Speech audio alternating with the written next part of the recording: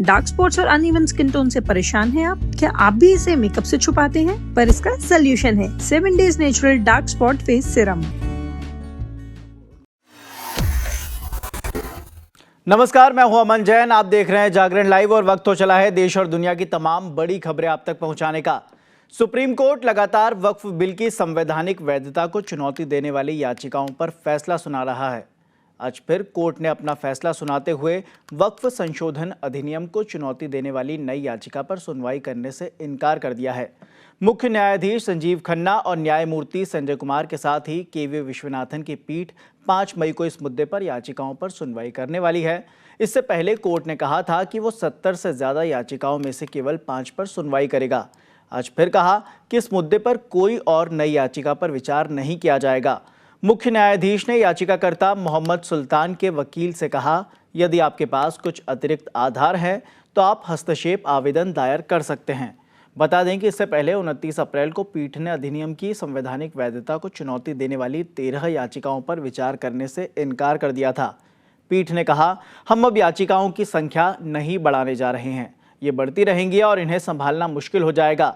17 अप्रैल को पीठ ने अपने समक्ष प्रस्तुत याचिकाओं में से केवल 5 पर सुनवाई करने का फैसला किया और मामले का टाइटल रखा।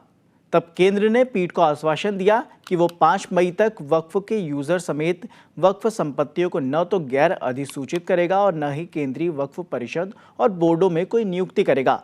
कानून के खिलाफ करीब 72 याचिकाएं दायर की गईं। इनमें AIMIM नेता Asaduddin Owaisi, All India Muslim Personal Law Board, Jamiat Ulemae Hind, DMK और कांग्रेस सांसद इमरान प्रतापगढ़ी के साथ ही मोहम्मद जावेद की याचिकाएं शामिल थी।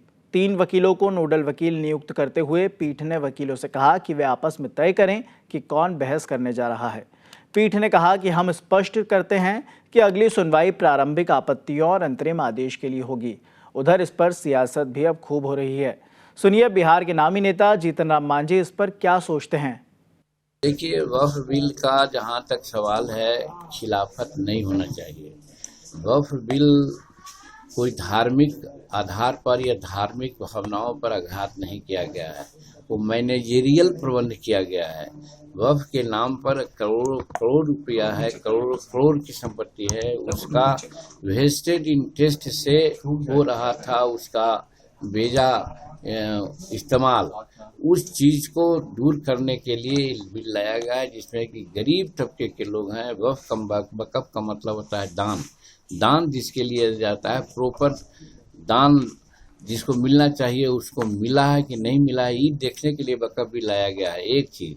दूसरी चीज, वक्फ बिल में आज तक महिलाओं का कोई स्थान नहीं दिया गया था। ये संशोधन के अध्ययन से मान लिया गया है कि निश्चित रूप में, अनिवार्य रूप में महिलाओं को आप सम्मान दीजिए। और आज विश्व में महिलाओं की जो ताकत बढ़ रही है उसको देखते हुए बहुत अनिवार्य था। ये कहाँ का मतलब है कि पढ़ेगी नहीं महिला, वो बुर्का में रहेगी या कोई और काम नहीं करेगा। आज महिलाएं, बेटी तो सब देखते हैं कि अंतरिक्ष में जा रहे हैं, सेना में जा रहे हैं। तो ये धार्मिक आधार पर महिलाओं को रोकना उचित नहीं है।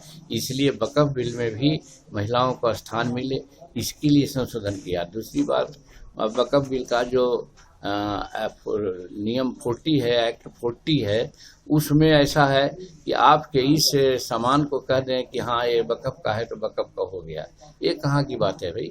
और उसके लिए है कागज पत्तर देखा जाता है।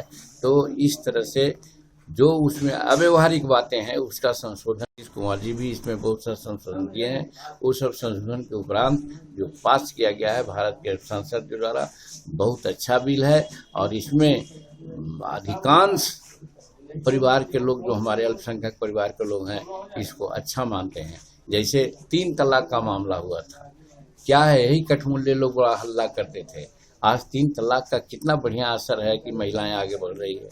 370 का ये लोग कितना हल्ला कर रहे थे, और 370 आया तो आज देखिए वहाँ का कितना बड़ा विकास हो रहा है, सारी बात हो रही है। उसी CAA का भी मामला था।